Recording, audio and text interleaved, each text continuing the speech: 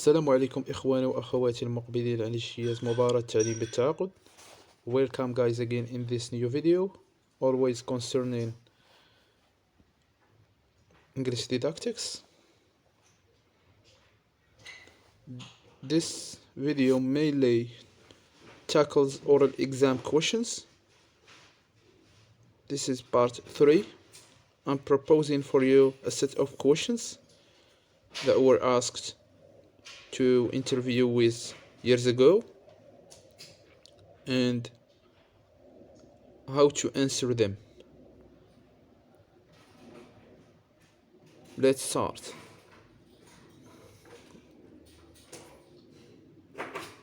Let's go to the first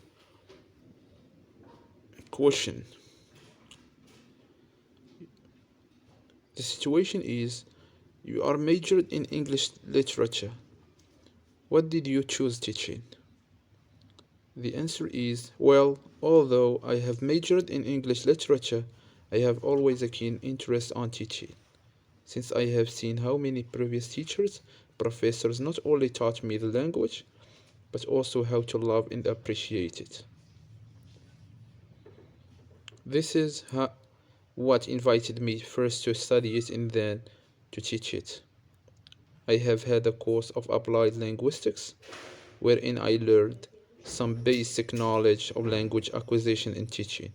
I hope that by joining this center, I will be able to expand my knowledge and learn new skills. This is the answer of the first question. Let's move to the second question. Are you aware of pressures that you will experience as a teacher? Pressures are the challenges and problems. I posted for you a video concerning second parts of classroom management, and I answered these questions. So go and watch it. The answer is yes, I am aware of the pressures and challenges I will be facing as a teacher. Among these challenges are overcrowdedness in classes, time management, and a condensed syllabus that needs to be covered in due time. Simple answer. Don't complicate yourself. So let's move to the third question. How to deal with an overcrowded class? The answer is, the best way to deal with an overcrowded class is to engage them in group or pair work activities, wherein they get to express themselves, share and exchange information or opinions, and essentially to be active participants in the process of learning. The way to deal with an overcrowded class is to engage them in group and pair work activities. This is the best way.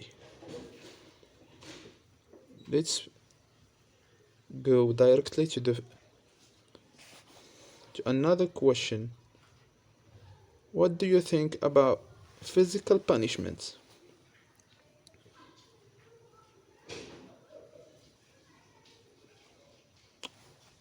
Think of the question carefully before you talk. The answer of this question, I think that the use of violence. Physical punishment means violence, be it verbal or physical, will never solve any behavioral problem. However, this is the best way. This is the solution. The best way to handle disruptive behavior is to be involved in private talk with the student who is making it, or students. So violence will only incite violence.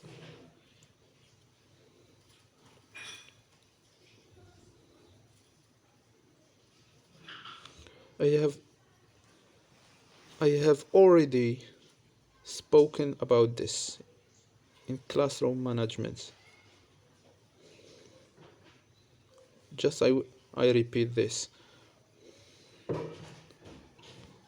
So let's move to I think the fifth question. What do you need to know about approaches and methods? It is very important. The answer is it is very important to be familiar with methods and approaches because they are the basis upon which we build our own teaching method.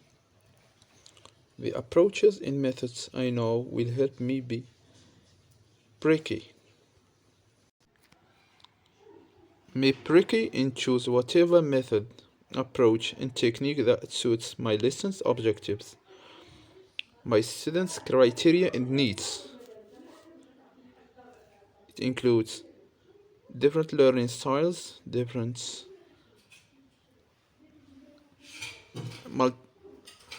I talked about multiple intelligences, etc.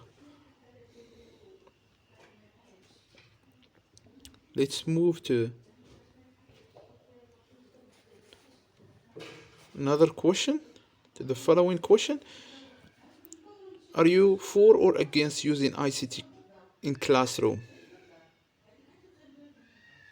And justify your answer. The answer is I am definitely with the use of ICT in classroom, simply because studies have revealed that students are likely to be actively responsive or to respond actively to visual or audio visuals as opposed to traditional materials. So, as a teacher, I must make use of anything that would promote or develop learning and make it more fun, entertaining, and favorable. Let's go quickly to the following, to the next question. How can you make your teaching conducive to the process of making good citizens?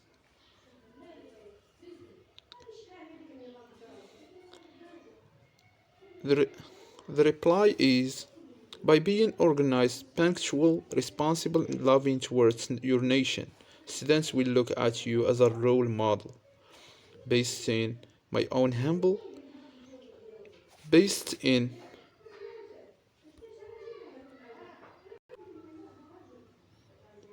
based on my own humble experience, students are capable of knowing how serious, professional, and loving a teacher can be towards his subject and his country by extension.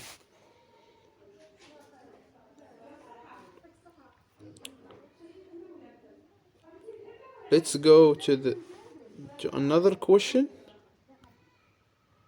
What do you think about textbooks?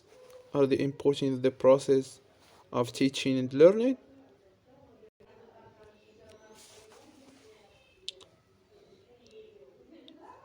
You can answer this question by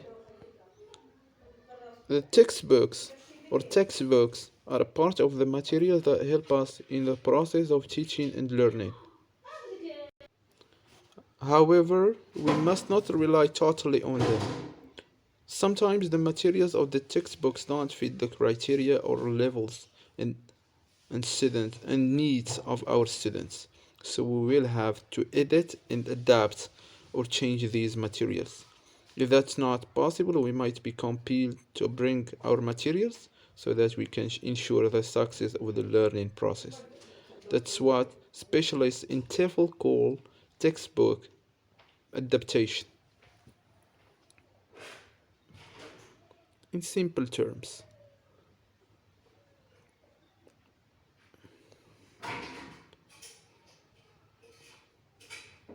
let's go to the last not least question.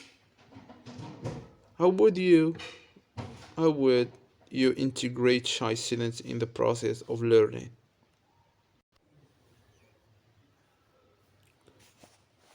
The answer of this question is Many researchers in the field of TEFL have asked and tried to answer this question. What researchers have manifested or showed is that the most effective way to integrate shy students in the process of learning is through peer or group work activities, like overcrowded classroom. How we can deal with overcrowded classroom. Shy, shy students are more likely to cooperate and to be active within small groups as opposed to the entire class group. Not only will they participate and be active in the process of learning, but will also be able to overcome their shyness and possibly be active members of their own societies in the future.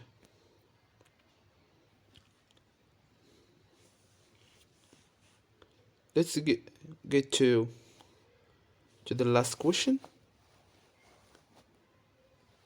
How can a teacher motivate his or her students?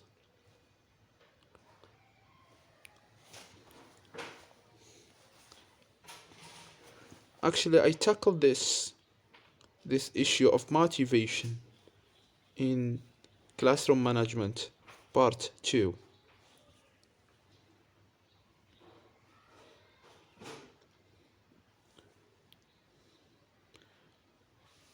The answer is there are many ways to motivate students, like praise, like games, like candies, bringing candies, depending on the type of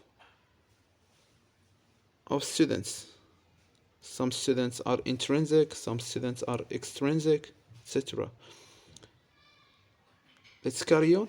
Praise, games, and variety of activities are things that will surely motivate students to not only participate in the class and learn English, but will also ensure that they are fond of or love the subject that being taught.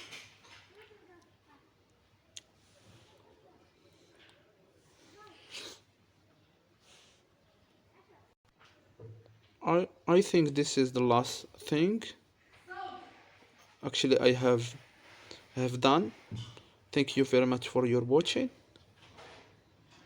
and following me, and see you in the next video.